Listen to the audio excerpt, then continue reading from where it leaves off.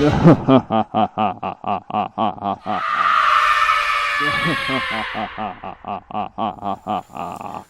I'm Miriam Joy and welcome to my studio. Today we're going to be working on the skeleton dance wreath.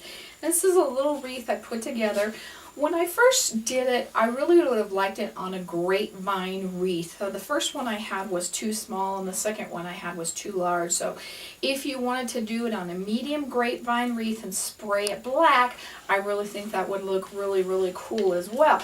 But I always encourage you to use what you have, because as artists or craft people, we like to have a lot of supplies, and sometimes we just need to use some of those up. So I went and found some cardboard and I laid my little skeletons down and figured out how wide of a circle I wanted, and I cut out the circle.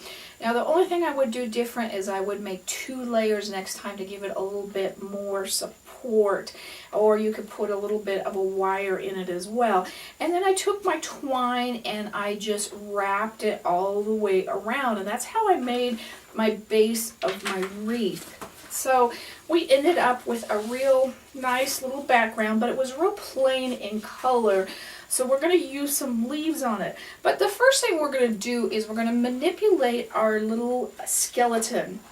And these skeletons come 4 in a little carton, and if you get them at the Dollar Tree, they're only $1, of course, and they come in the black and then the bone color. And I have seen them at some different places, but of course they aren't quite as cheap. But what we're going to do is we're going to take our little guy and we're going to make him bring his hands out. We're going to manipulate him just a little bit. So I'm going to use my heat gun or embossing tool, and I'm going to put it on a tray. Also got my glue gun going in here, just because it gets really, really warm. Now, I would not try this with a hair dryer because it doesn't get the heat exactly where you need, and I don't think it would work. We're going to heat just this little arm joint. And it doesn't take a lot, and this joint is probably one of the easiest to manipulate. And once we get him where we want him, we dip him in cold water, and it kind of flash freezes him or something. And I have ice in my water. And I'm going to show you that again. I'm going to show you how it kind of sags down if you don't make him cold right after that. And you don't want to do this too much. Just enough. So we're going to just pull that right out there. You want to make sure you get it at the joint, not up on this bone. And see, when you leave it and it starts to cool off, it just wants to move back down. So by pulling it out like that and dipping it in our cold water, it kind of secures it into the place. Now, when we dip it in our water, you only want to dip that little area as much as possible because it does take a little bit of the paint off. And one of the things I like to do anyway with these skeletons is come back in and darken up their eyes with a Sharpie or paint or whatever you want. That had a drop of water in it, I guess. We moved over the top of it. So now we're, little guy is wet. Anyway, so just kind of darken those up, and I really think it makes them stand out a little bit better. And then once you've done however many you think you start to need, you can start touching their hands together, and you can see how many it needs to take around, all the way around a wreath.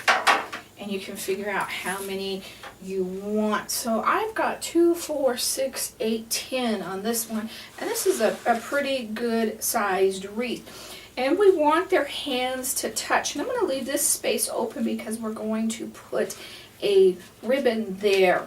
But the first thing we're going to do is, I was doing 2 colors of leaves, so every other one I'm kind of rotating it and putting it right behind that skeleton. So we're going to put this guy right in place. And then we're going to put our skeleton on. And you're also going to put a dab on the other skeleton's hand. I am using it at a low temp. And we're going to put their hands together. And get those all squished together. Now another thing I'm going to do is I'm going to glue his foot on over the top of the one next to it.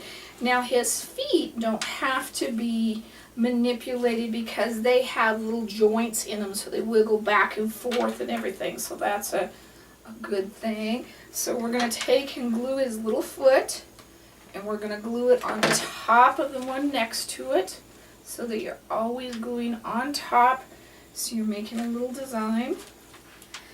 Now when I put these little leaves on here, and I put the skeleton on, I had the bottom of kind of the hip part right here on my wreath. Now if you're working a grapevine wreath, you may want to line it up a little bit differently. And then they're holding hands so that they're touching each other. So right about there. So you don't want them hanging down, you want them just kind of on the wreath, and that gives you something to glue onto as well. I'll put a little bit of glue on that guy's hand.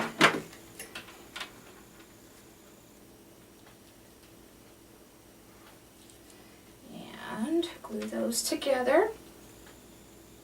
And we're going to stop there and put a bow between that. It really helps brighten that up.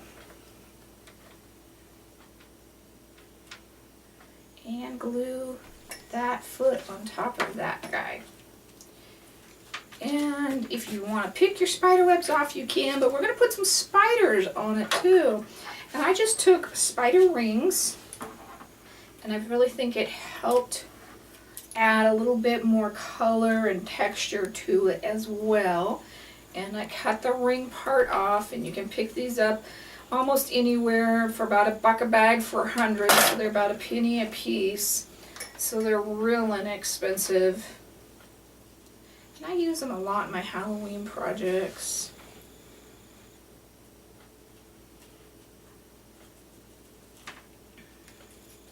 Now, I think I'm going to go ahead and glue this guy's hand down on both sides because we're not having a meet. Just so that they're connected. And another thing I'm going to do, see how those hang. We may end up gluing those guys' legs together as well too, just to kind of complete that little star shape. But I am going to glue a pop lid on so that I have a nail hanger to hang my wreath onto, or a door hanger. If you're using a door hanger, you may have a thing that just slips right around it, and you don't need to do that, so that's fine. But there we have that right on there. And then we're going to put our ribbon on, and I thought the purple ribbon was real appropriate, really added a lot of color to this as well. And if you're not familiar with tying ribbons, I have a video on just how to tie your bows.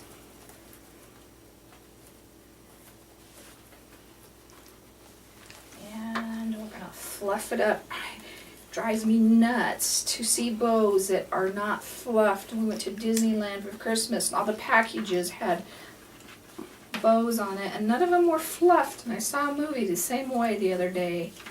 And it just drives me crazy. If you're going to have a bow, fluff it. And that's why the ones with the ribbons are so great. Little guy came out of its leg. Is because you can fluff them up next year when you pull them out again. So they're always nice and full. Okay, so we have our, and I think I am going to glue those two guys together so their legs are kind of hanging. You could always glue them to the back of the ribbon too if you didn't quite have enough room. That'll help them kind of keep them where they're supposed to be. cover them up here so they're not flopping all over the place. And there is our skeleton dance wreath. And that's just a real fun one to put together and have for the holidays. So thank you for joining me today. Please visit my website at miriamjoy.com. We've always got something fun going on over there.